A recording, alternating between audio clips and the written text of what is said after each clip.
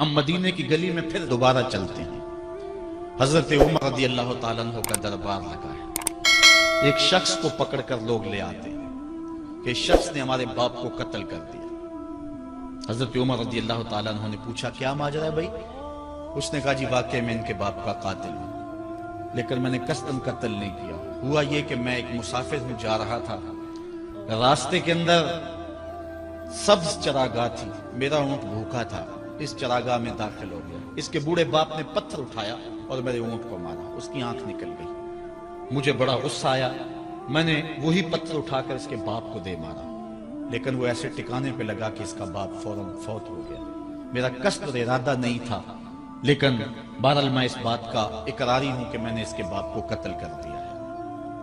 آپ جو حکم سنائیں میں اس کو قبول کروں گا، لیکن میں ایک مہلت مانگتا ہوں کہ میرے دوست، میرے بھائی کی کوئی رقم میرے ذمے ہے، میرے پاس اس نے امانت رکھی ہوئی ہے اور وہ مجھے پتا ہے کہ میں نے کہاں چھپا کے رکھی ہوئی ہے۔ اگر آپ فیصلہ کر دیتے اور میری گردن کاٹ دی جاتی ہے تو وہ امانت جو میں نے رکھی ہوئی ہے سنبھال کر کے، میرے علاوہ کوئی جانتا بھی نہیں ہے، تو وہ اس تک کون پہنچائے گا؟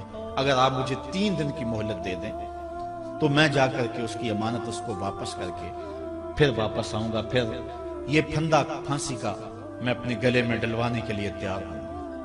حضرت عمر رضی اللہ تعالیٰ عنہ نے فرمایا کہ کوئی شخص تیری ضمانت دے دے تو ہم تجھے چھٹی دینے کے لیے تیار ہیں۔ اس نے دائیں بائیں دیکھا، پورے مدینے میں اس کا کوئی شناسہ ہی نہیں تھا، واقف ہی نہیں تھا، ایک اجنبی شخص تھا۔ حضرت ابو ذر غفاری کھڑے ہو گئے، کہا حضرت عمر میں اس کی ضمانت دیتا ہوں۔ ضمانت دے دی گئی، وہ چلا گیا۔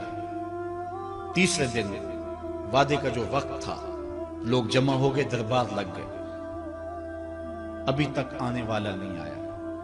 لوگوں نے کہا ابو ذر تو نے غلطی کی ہے، ایک اجنبی کی ضمانت دی اور ابھی تک وہ نہیں آیا۔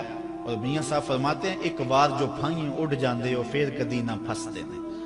ظاہر ہے وہ چلا گیا، واپس تو نہیں پلٹ کے آئے گا، اسے پتا ہے کہ آگے سیدھی سیدھی میری موت ہے، تو تم نے یہ کیا غلطی کی؟ خیر آپ نے فرمایا کہ اگر وہ نہ آیا تو یہ پھانسی کا پھندا میرے گلے میں ڈال لینا، لیکن بہرحال میں نے اس کی ضمانت دی۔ کچھ عرصہ بیتا کہ دور سے گرد و غبار اڑتا ہوا دکھائی دیا۔ جب صورت واضح ہوئی تو وہی شخص تھا۔ حضرت عمر فاروق رضی اللہ تعالیٰ عنہ کے دربار میں کھڑا ہو کہنے لگا حضرت کسی وجہ سے تاخیر سے پہنچا ہوں، معذرت چاہتا ہوں، اب جو حکم ہے پورا کیجیے۔ حضرت عمر رضی اللہ تعالیٰ عنہ اس کے پھانسی کے احکامات جاری کر چکے تھے۔ آپ نے فرمایا کہ ابو ذر یہ بتا کہ تو نے اس کی ضمانت کیسے دی جب تو اسے جانتا نہیں تھا؟ تو سنو حضرت ابو ذر غفاری نے کیا کہا۔ کہا ایک اجنبی میرے محمد کے مدینے میں پناہ مانگ رہا تھا اور اس نے چاروں سمت دیکھا اور کوئی شخص نہیں تھا جو اس کو امان دیتا اور اس کی ضمانت دیتا، تو میں نے اس لیے ضمانت دے دی کہ نہ بھی آیا تو اپنی جان چلی جائے گی، کل کو یہ تو نہیں کہے گا کہ محمد کے مدینے میں کسی نے ضمانت مانگی تھی، پورے شہر میں کوئی ضمانت دینے والا نہیں تھا۔ اس کو کہا کہ انہوں نے تو ضمانت دے دی، میاں اب تو بتا کہ تو چلا گیا تھا، تجھے جانتا کوئی نہیں تھا، نہ پلٹ کے آتا تو تجھے کوئی پوچھنے والا نہیں تھا، تو تو نے یہ دوبارہ موت کے منہ میں کیوں اپنا سر رکھا ہے؟ تو اس نے کہا کہ میں نے کہا کہ ایک اجنبی کی ضمانت اس ایسے شخص نے دی ہے جو مجھے جانتا بھی نہیں ہے، اور اگر میں نہ گیا تو لوگ قیامت تک اجنبیوں پر بھروسہ نہیں کریں گے کہ اجنبی یوں سلوک کیا کرتے ہیں۔ تو حضرت عمر رضی اللہ تعالیٰ عنہ اس کے پھانسی کے احکام جاری کیے، تو جن کے باپ کو قتل کیا تھا وہ بیٹے کھڑے ہو گئے، کہنے لگے تاریخ کی کالک ہم اپنے منہ پہ ملیں گے، ہم بھی اپنے باپ کے قاتل کو معاف کر دیتے ہیں۔ یہ ہماری تاریخ ہے، یہ ہماری کہانی ہے، لیکن آج ہم کس جگہ پہ کھڑے ہیں اور کیا ہماری صورتحال ہے؟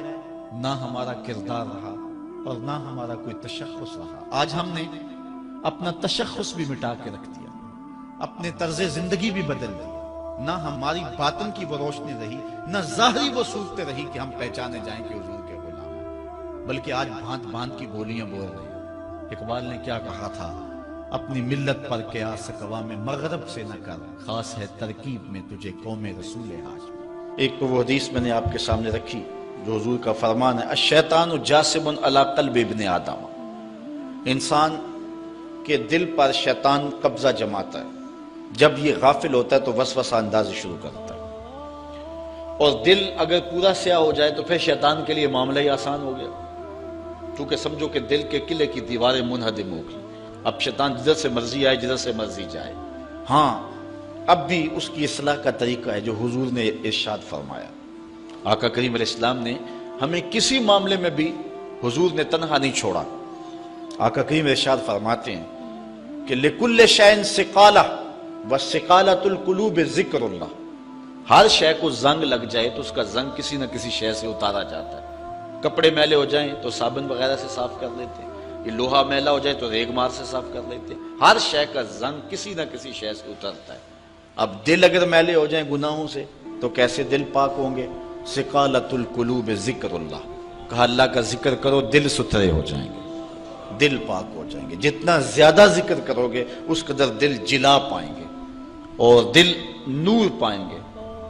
اور بزرگ صوفیہ فرماتے ہیں جب کوئی بندہ ذکر کرنے بیٹھتا ہے اور ایک مرتبہ کہتا ہے اللہ، تو اللہ تعالیٰ اس کی طرف نظر رحمت سے دیکھتا ہے، اور جس کی طرف اللہ نظر رحمت سے دیکھتا ہے اس کے 70 گناہ جل کے راکھ ہو جاتے ہیں۔ تو ایک مرتبہ اللہ کہنے سے 70 گناہ مٹ گئے، پھر یہ بار بار تکرار کرتا رہا تو دل جو ہے وہ آہستہ آہستہ مصفہ ہونا شروع ہو جاتا ہے، دل سیکل ہونا شروع ہو جاتا ہے، دل پاکیزہ ہونا شروع ہو جاتا ہے، اس کے اوپر سے غلاظت، گندگی اور جو دل کے اوپر چڑھا ہوا غلاف ہے وہ اتر جاتا ہے، اور دل پھر انوار پانے لگتا ہے، پھر اس کو ذکر بھی چاشنی دیتا ہے، اس کو فکر بھی لذت دیتا ہے، اس کو نماز اور سجدے میں بھی سرور ملتا ہے۔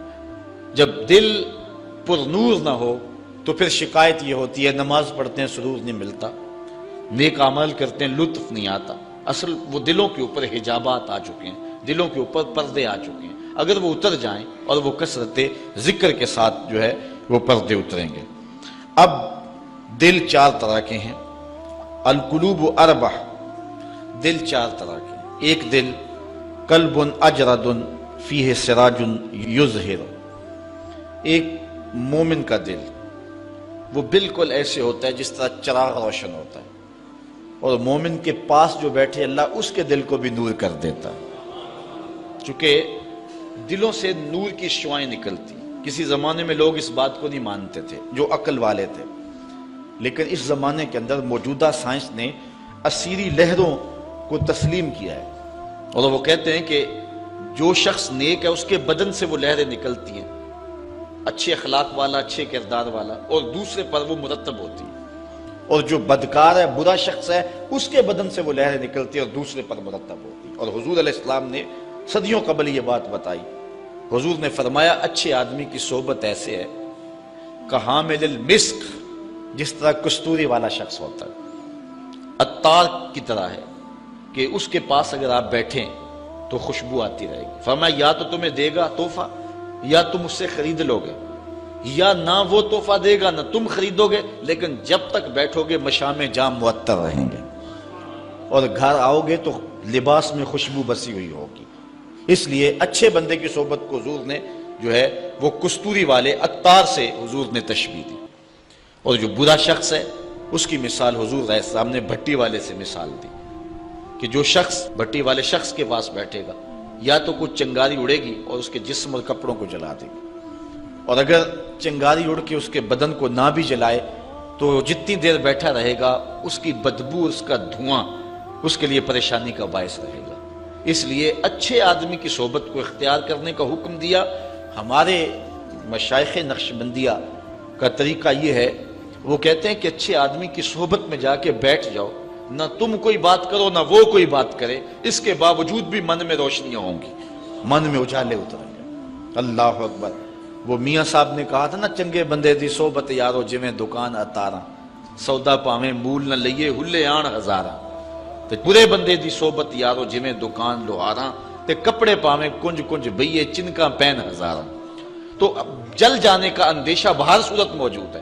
تو اس لیے آج دنیا جو ہے وہ اسیری لہروں کو مانتی ہے۔ میں اس کی سادہ مثال آپ کو دینا چاہتا ہوں کہ کسی کے بدن سے اسیری لہریں نکلنا تو دور کی بات ہے، کسی شخص کے تذکرے سے اس کے اثرات مرتب ہوتے ہیں۔ مثال کے طور پہ اگر آپ کے کسی دیرینہ اور پیارے دوست کا تذکرہ چھیڑ دیں، گفتگو کر دیں، تو اس سے طبیعت میں خوشی پیدا ہوگی کہ نہیں ہوگی؟ آپ حشاش بشاش ہو جائیں گے۔ لیکن کسی غلط آدمی کا جس سے آپ کو نفرت ہو، اس کی بات چھیڑ دیں، طبیعت میں گھٹن پیدا ہوگی کہ نہیں ہوگی؟ اگر گندگی کے ڈھیر کی بات کوئی چھیڑ دے، طبیعت میں گھٹن پیدا ہوگی کہ نہیں ہوگی؟ اور اگر پھولوں کی بات چھیڑ دے، موتیے کی